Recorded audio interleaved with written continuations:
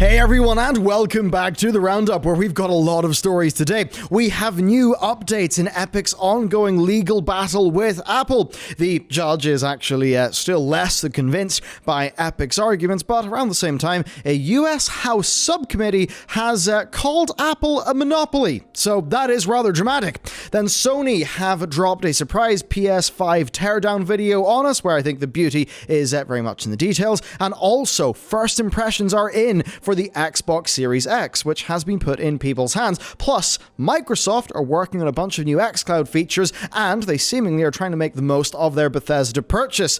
Also in the news, Baldur's Gate 3 is taking Steam by storm, and even more. A lot to cover today, and of course, it's a new month. Bam, here's the Rogue pin. It is on our Patreon. If you are patroned, then, that's what you'll get, as well as other things. And by the way, here's how the Rogue pin has actually progressed in terms of the actual production process, which is pretty fun to look at. Also, if you like the old nostalgia, we are doing a new special this month. We're doing a special. Here it is. So there you go. You'll get that as well. And of course, also, October is going to be pretty damn spooky because, hey, it's October.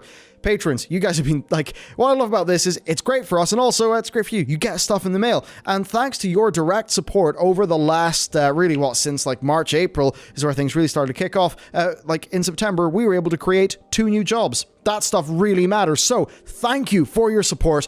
And with that said, let's get in. Well, I love a bit of legal drama to get things started with, and yes, Epic's legal battle with Apple is dragging out, of course, and we do have a few updates. So, the case will head to trial May 2021. Now, that is actually, even though it's far away, it's slightly earlier than the July 2021 date that was actually suggested by the judge previously, and that's basically just for the boring reasons of avoiding to clash with other trials. So that's when that's going to be, where the main event will actually be. It's going to be a bench trial. You might be wondering what that means. Basically, it means that the judge will decide rather than a jury. And the judge had actually suggested a trial by jury previously, and Apple had actually formally demanded one, but Epic and Apple actually jointly agreed that they would rather a trial by judge. And I have to wonder there if part of that is just that each company was worried that the other company could perhaps manipulate the jury in terms of PR and that sort of thing, right? The emotional arguments. Now, Epic and Apple have actually been ordered to meet and confer with counsel and jointly filed one proposed agenda by October 15th. Now, the outcome of this very, very public dispute is still extremely uncertain at this stage. Now, in a hearing that was held just before the bench trial date was set, the judge did say that she was, quote, not particularly persuaded by Epic's argument that Apple's conduct was actually in violation of antitrust legislation. Epic were, she says, not forthright and made a calculated decision to violate Apple's rules. So that certainly is a pretty damn bad look for Epic.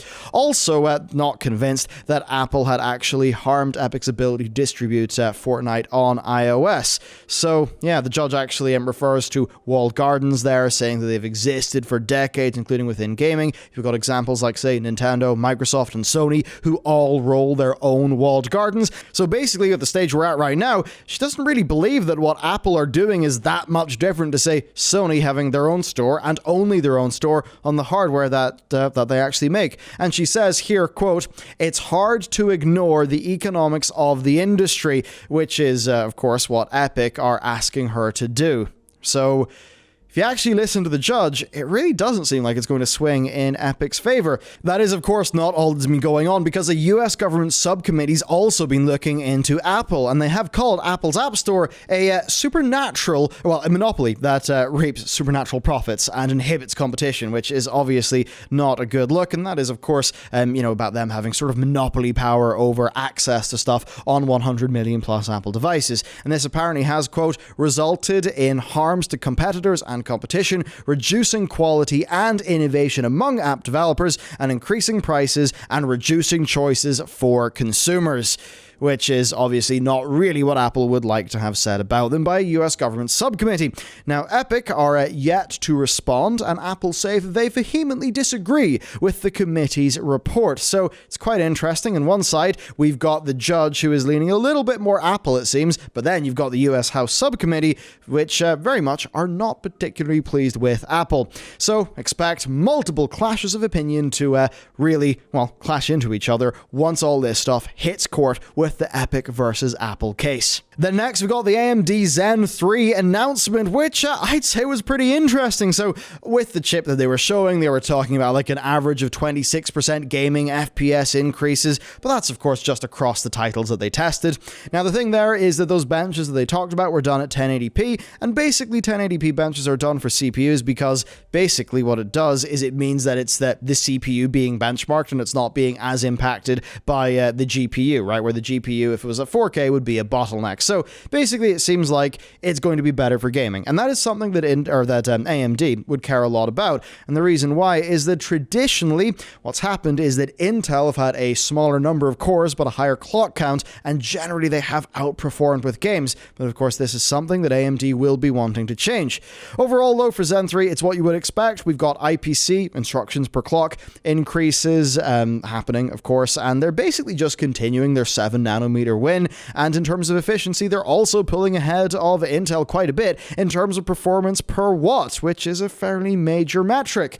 And it's interesting, I mean, AMD's incredible rise is just set to only increase with this, I would say. I mean, if we're looking at this, especially from an investor point of view, 7nm Intel. Where the hell is it? I mean, we know that Intel have been struggling with their 7nm process, but man, it's really hurting them now. They're being absolutely trounced. It is a bit embarrassing. I wish I knew what was going on there. Yeah, look, we're going to have to wait for this, realistically speaking, until there are benchmarks of the mid-range chips before this is relevant to most consumers. So expect more info in the coming weeks. Now, that said, they did also tease a 4K 60 performance graphics card, right, from an upcoming graphics reveal. So that'll be interesting. I certainly will say, though, that they have generally been on the back foot to Nvidia in the graphics front, and the 3000 series will obviously be pretty damn hard to follow. Overall, though, this does play into an interesting story with AMD. You know, they were trading at just $2 before 2016. $2. Now, that's $85+. Their stock rally has been absolutely incredible. I mean, even with that, they were at 46 at the start of this year, and now they're trading above the 80s. No matter what, I think what we do know is that under Lisa Su's leadership, yeah, AMD recently have been going from strength to strength, and if their job is to provide returns for their shareholders, they've obviously been doing a bloody incredible job. Next up then, we've got the PS5 Teardown, which didn't come from a group like iFixit. No, it came from Sony, who published their own 7-minute teardown of the PS5, and they pretty much just dropped it out of nowhere, like I guess most of their PS5 news. Now, this is very much confirmation that it's a big boy. It's a very, very beefy bit of hardware, and certainly if you needed confirmation that this was big, well, now you've seen it beside a person. Yeah. It's a really, really big console. Now, in terms of what we learned, well, you've got expandable storage that's accessible via removable side panels and, PCIe 4 compatible drives, which I suppose is what you would expect from a next generation of hardware. And there's basically, supposedly, a big focus on serviceability and repairability. Now, as somebody who's been building their own PCs for a long time, that's the kind of thing that I really love to hear. And on that, the Blu-ray drive can be easily removed, as can the power supply. Yeah. And then the processor, the memory, and the SSD are all pretty easily accessible as well. And that actually also means that the dust filters can be pretty easily vacuumed and cleaned. I mean, being able to do easy user upkeep on your own console, that's great. And really throughout all of this, the one thing you learn is cooling is a big highlight here, right? It's really important for Sony. That does make sense of the hardware they're trying to cram in. So there's a entire rear of the console that's exhausting air. There's the liquid metal cooling, which should, that's pretty interesting. I mean, liquid metal, that's something that you don't normally use in your PC unless you're, watching Gamers Nexus videos and you're really into the PC hardware. So yeah, liquid metal, pretty cool to see that actually being used in a big console. And apparently that's something that Sony have spent 2 years working on, and it will help them actually reduce fan noise, which of course is a very important thing. That is just going to be facilitating better heat transfer to the heatsink of the console, right? So course, if you build PCs, you'll know what that means. But basically, right, take thermal paste and sort of ratchet it up a few notches, and that's basically what you're getting with liquid metal like products like, say, Thermal Grizzly is one that you can actually just go and buy. Interesting stuff. Impressions do say that the console runs quiet and cool, and I think that's not a surprise given the architecture, given, the actual design they're putting into this, and going as far as to use something like a liquid metal solution. So pretty interesting. And really, quietness is something they did emphasize quite a bit, because it wasn't just in terms of their thermal solution. Also, they talked about how the disk drive is inside 2 layers of insulation and a metal case, so I suppose as well you'll get less disk noise. And certainly as an owner of a PS4 Pro, which can be a pretty noisy boy sometimes, that will be nice to see. That said, I mean, this is a pretty big console, and you would expect that with what they're able to do there, that it would be, a bit larger, a bit more room there for the cooling solution, and certainly a bit more repairability, which is something that I'm pretty happy to see. So overall, I'll definitely say I don't like the visuals that much. I do prefer the more, honestly, boring Xbox Series X, but a lot of what they're talking about here sounds good to me. And speaking of consoles, well, we do actually have impressions of the Series X to talk about, because they were seeded to the press, including, of course, Yonya over on YouTube. And overall, it's a pretty significant leap forward on the Xbox One X. Now, there were no next-gen games in the preview. It was just backwards compatibility titles only, and on that, people are super impressed. Incredibly fast loading times were noted, smoother performance was noted as well, and versus the Xbox One X, people were able to compare games like Destiny 2, where it really was evident that the new console was doing better, which is obviously what you would expect. It is the new console. Then another feature that really people talked up actually was Quick Resume, where basically it takes about 5 seconds to switch between games. And whenever I initially would have heard about something like that, I would have thought, it's just between the game you're playing and the last one you played. But no. While Microsoft have not confirmed a limit for suspended games that can be quick resumed, The Verge reported being able to easily swap between 5 games. So that's pretty cool. But that said, that's backwards compatibility games. It could be different for the next gen. We'll just have to wait and see. Then another thing to mention is actually some drama. So there were some reports that were basically saying the console was running super hot. But those were quickly debunked, because basically people didn't really understand how cooling worked that much, and that just looking at the heat the console was emitting is really not an ideal measure of what the internal hardware is actually like. Because, the console is supposed to emit a lot of heat. And no, it doesn't actually seem like the console is overheating, which would, of course, be something that would be pretty concerning, which I guess is why that sort of rumor actually caught off. Anyway, moving on, we've got more Microsoft news. xCloud streaming could actually be used to demo Game Pass games on a PC and console. That's pretty cool, because basically, right, you're looking at that humongous Game Pass library, and you want to try a game. Oh, but you couldn't be bothered downloading it. Well, apparently, you'll just be able to go and stream it. Now, this is something I don't think is coming super soon, because basically it was Phil Spencer responding to a fan query on Twitter, and he basically said that this is one of the things on a long list of cool things that the Xbox xCloud team are actually worked on, but that it is something that's a bit further down the line. Seems super cool to me, though, and basically it's that thing where they want PC and console players to be able to browse around as easy as you can on mobile, because that's the thing. On mobile, if you've got Game Pass and xCloud, you can just zoom between everything super quick, so they want that experience on the console and PC as well. Now on that, actually, Microsoft did begin testing xCloud on PC back in March, so we'd expect to see that decently soon.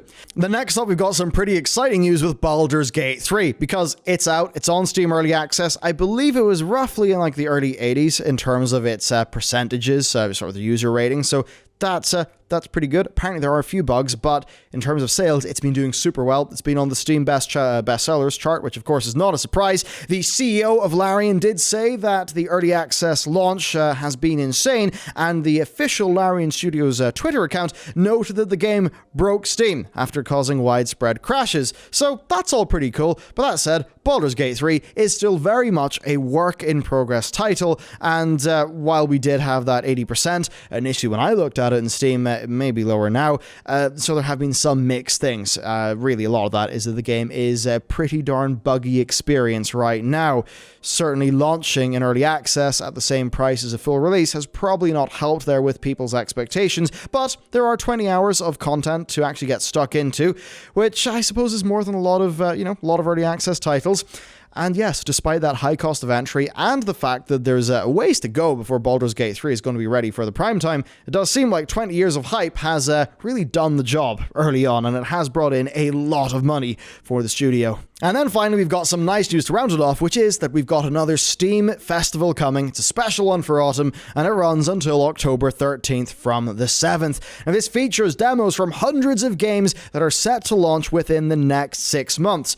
Which, when you think about it, is pretty overwhelming. There are so many games coming out. There's 120 demos in the featured section alone, plus developer interviews and live streams. There's a lot going on. Now, this is the 4th Steam Game Festival in the space of a year, and it really seems like it's a very successful initiative.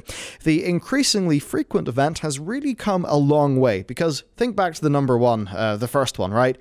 It had 12 demos. Now we're at hundreds, right? Pretty insane.